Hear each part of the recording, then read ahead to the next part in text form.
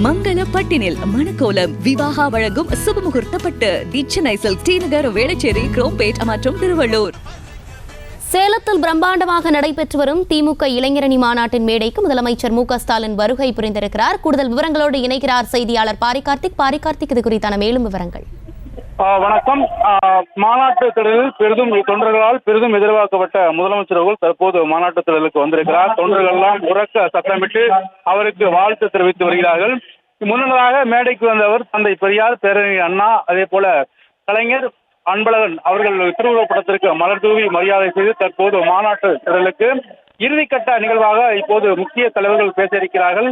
அந்த நிகழ்வுக்கு தற்போது தமிழ்நாடு முதலமைச்சர் திரு மு க ஸ்டாலின் அவர்கள் வந்திருக்கிறார். தங்கள் தலைவரை கண்டவுடன் அனைத்து தொண்டர்களும் எழுந்து நின்று கரகோஷத்தை தற்போது செய்து கொண்டிருக்கிறார்கள். அனைவருமே தற்போது ஒரே உற்சாக முழக்கங்கள் இட்டு திமுக வாழ்க, பேரறிஞர் அண்ணா வாழ்க, தந்தை பெரியார் வாழ்க, முத்தமிழறிஞர் கலைஞர் வாழ்க என்று கோஷமிட்டு தொண்டர்கள் எல்லாம் உற்சாகம் அடைந்திருக்கிறார்கள். தங்கள் தலைவரை காணுவதற்காக வெளியூரிலிருந்து எத்தனையோ பயணங்கள் கொண்டு தற்போது தமிழகம் முழுக்க இருக்கக்கூடிய பல்வேறு மாவட்டங்களிலிருந்து திரளான தொண்டர்கள் தற்போது மாநாட்டு திடலுக்கு இந்த காலை முதலே வந்து சென்ற நிலையில் இந்த மாநாட்டு திடலே தற்போது திமுக தொண்டர்களால் நிரம்பி வழிகிறது.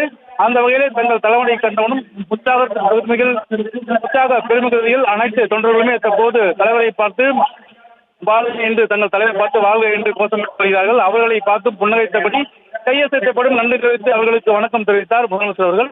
தொடர்ச்சியாக பல்வேறு நிகழ்வுகள் நடைபெறுகின்றன. குறிப்பாக திமுக முன்னணி தலைவர்கள், அதே போல முதற்கட்ட தலைவர்கள் இப்போது பேச இருக்கிறார்கள். அவர் இறுதியாக முதலமைச்சரும் திமுக தலைவருமான திரு மு க ஸ்டாலின் அவர்கள் மாநாட்டு உரையை வாசித்திருக்கிறார்.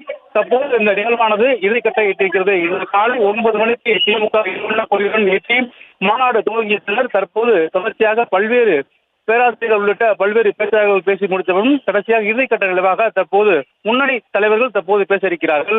இறுதியாக தமிழ்நாடு முதலமைச்சரும் திமுக தலைவருமான திரு மு க ஸ்டாலின் அவர்கள் இறுதி வரையும் பேச இருக்கிறார்கள்.